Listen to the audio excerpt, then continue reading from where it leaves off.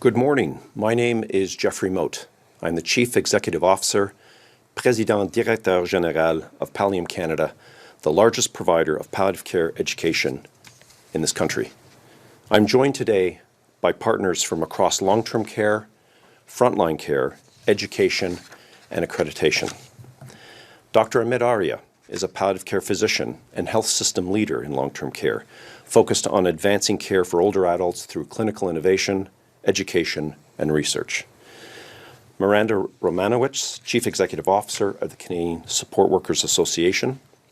And with us is also Miranda Romanowicz of the Canadian Association of Long-Term Care. And we also have Penny Gagnon, Chief Advisor at Commission on Accreditation of Rehabilitation Facilities, who is here as a technical resource offering accreditation principles. You'll hear from them in just a moment. Together, we represent the people who are actually delivering care, supporting families, and preparing healthcare workforce across this country. À l'heure actuelle, on demande aux équipes en soins de longue durée de prendre en charge des patients aux besoins de santé de plus en plus complexes, des personnes vivant en situation de fragilité, atteintes de la démence ou des maladies chroniques avancées et un déclin progressif, sans avoir un accès constant à la formation, aux outils et au soutien dont elles ont besoin. Ce n'est pas un manque de compassion, c'est un problème de conception du système. Et nous le savons parce que les données sont très claires. 81% of long-term care residents do not have documented evidence of receiving palliative care in their last year of life. And that has real consequences for residents who are experiencing unnecessary suffering, for families who are left without clear communication or support, and for staff who are doing their best in situations that they have not been properly prepared for. Pallium Canada has spent the last 25 years building palliative care capacity across this country. We have trained over 100,000 learners, and we have worked with more than 200 health system partners, including long-term care homes. We are ready to lead this work, but we cannot do it without the right infrastructure and investment. A standard alone will not change practice. Homes need implementation support, role-based training, mentorship, coaching, leadership development, and tools that are integrated into daily care. I also want to be clear about what this proposal is not. It's not about adding burden to long-term care homes. It's not about adding another layer of compliance. This must be co-developed with the sector and aligned with existing accreditation and quality improvement pathways. Il s'agit d'améliorer les soins pour les Canadiens, parce que lorsque les soins palliatifs ne sont pas offerts de façon constante, les conséquences sont importantes. Les résidents sont plus susceptibles d'être transférés vers les services d'urgence et les hôpitaux, souvent au moment les plus vulnérables de leur vie. Ces transferts sont profondément éprouvants pour les résidents et leurs familles. Ils exercent une pression sur les hôpitaux et, dans bien des cas, ils pourraient être évités. Every Canadian deserves comfort and dignity. Every family deserves support. Every worker deserves to be properly trained for the care that they are being asked to provide. And we have a clear solution. Now we need the leadership and the investment to implement it. I would now like to welcome Dr. Amit Arya to say a few remarks.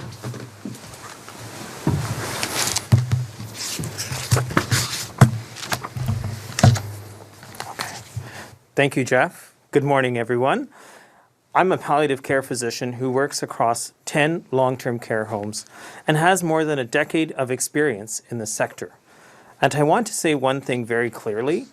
Palliative care is not just about the final days or weeks of life, and it's not about giving up. Rather, palliative care helps residents live with comfort and dignity at any stage, supports families through difficult medical decisions, and helps prevent crisis-driven transfers to hospital.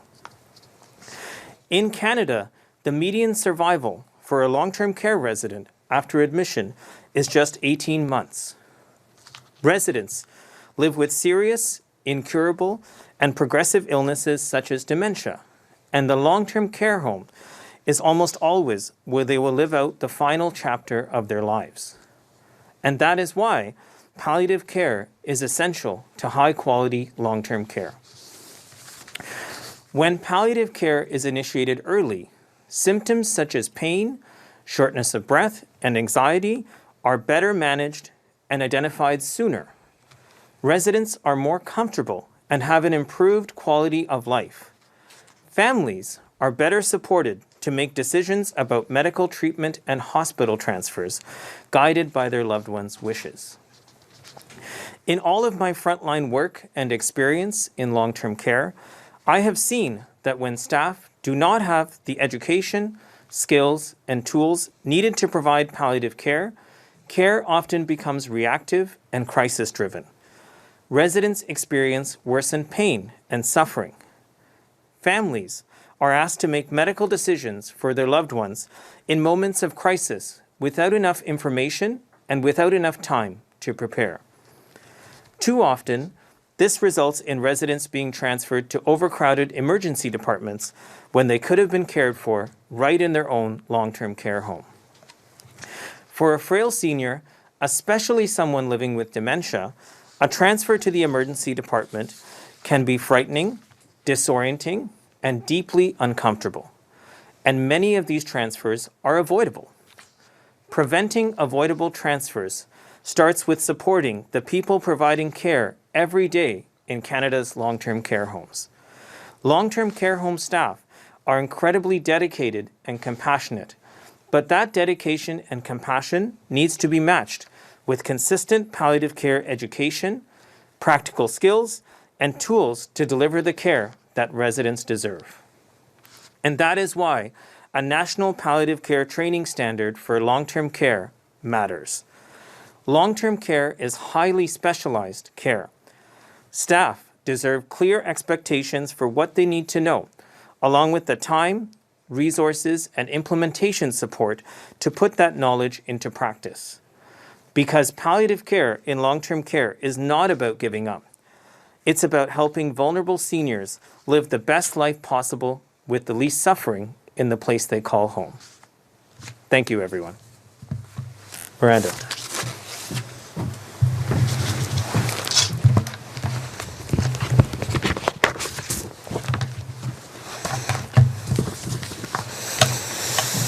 Support workers are on the front lines of care every single day. They are the ones closest to residents in our long-term care homes. They are the people helping residents get up in the morning, assisting with meals, providing comfort, offering emotional support, and often sitting beside someone during the most difficult moments of their lives. When a resident is scared, declining, or nearing end of life, support workers are usually the first to recognize that something is changing. Support workers are already central to caring for residents who would benefit from a palliative approach. They are often the people who know residents best, notice changes first, provide comfort, support families, and help preserve dignity in daily care. At the same time, care has become significantly more complex. Residents are presenting with higher acuity, more advanced illness, dementia, mental health concerns, and complex behavioral needs. Yet frontline training, role clarity, and practical support have not kept pace with that reality. That is why a national palliative care training standard matters. It would formally recognize the essential role support workers already play while ensuring they have the consistent, practical, role-specific education and team support needed to provide that care with confidence. Too often, support workers are expected to navigate emotional and medically complex situations with little practical preparation. Many are learning in real time while trying to provide compassionate care under pressure. What support workers need is practical, frontline-focused education that reflects the realities of the job. not overly academic training disconnected from day-to-day care. They need education that helps them recognize when a resident is declining, understand how to respond when someone is in distress, communicate concerns effectively with the interdisciplinary care team, and support families who may be struggling to understand what is happening to their loved ones. When support workers are properly trained and supported in palliative care, it directly improves quality of life for residents and their families.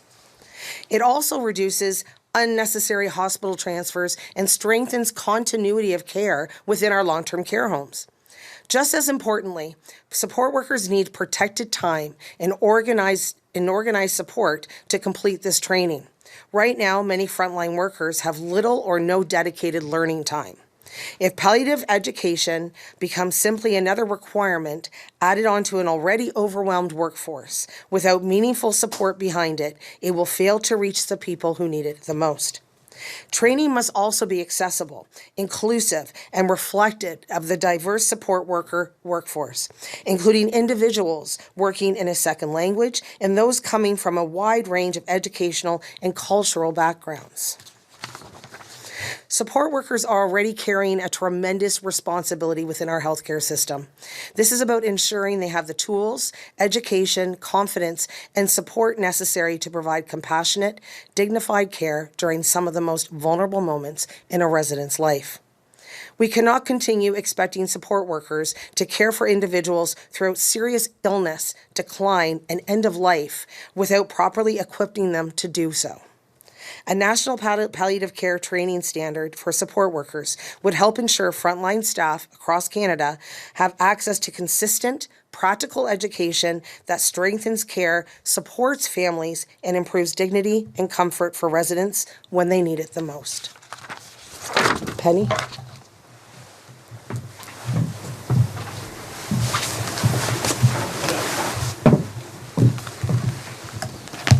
Good morning. From an accreditation and quality perspective, CARF Canada is here as a technical resource and to offer a perspective on what implementation would need to look like in practice and to highlight those conditions to support successful integration into quality frameworks. We already have strong standards in long-term care that focus on person-centered care, quality improvement, resident dignity, and family engagement. One thing that continues to be a consideration and is of a challenge is a lack of a consistent role-based training approach to palliative care that translates those principles into everyday practice. Addressing this gap continues to be an important consideration across the system, but implementation will absolutely matter. It is important that any approach a palliative care training takes is not to be seen as a new federally imposed operating requirement for long-term care homes. The value with a training standard for long-term care is that it is co-developed with the sector and aligned with those existing systems. That includes accreditation bodies, provinces and territories, workforce partners, and residents and families. An important goal is strengthening what already exists rather than creating parallel processes. From CARF's perspective, alignment is a very important consideration. Integrating into existing accreditation and quality improvement frameworks will support greater practicality, measurability, and true relevance for homes. This will also help to avoid duplication and reduce unnecessary burden. Effective initiatives in this space will need to take broad expectations around quality care and take the time to translate them into something actionable. This includes clear role-based competencies, accessible learning, practical implementation supports, integration into daily workflows, and the ability to measure real changes in the practice.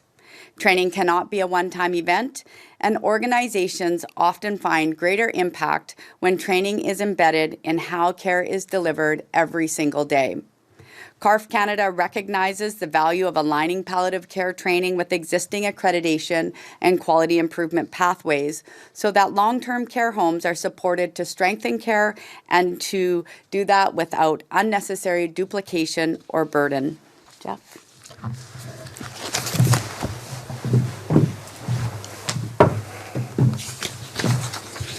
Thank you, Penny. What you have heard today is a consistent message from across the system, from clinical care to frontline workers to workforce development and accreditation. The gap is clear. Palliative care is not being delivered consistently in long-term care, and the consequences are very real. They're real for residents, they're real for their families, and they're very real for staff and for the health system as a whole. But what is equally clear is that this is a very solvable problem. We're not starting from scratch. We have the expertise, we have the partners, and we have a practical, scalable solution that can be implemented across the country. What is needed now is leadership and an investment to make that happen. Une norme nationale de formation en soins palliatifs appuyée par un financement dédié à sa mise en œuvre permettra de s'assurer que chaque personne travaillant en soins de longue durée dispose des outils, de la confiance et du soutien nécessaires pour offrir les soins que les Canadiens méritent.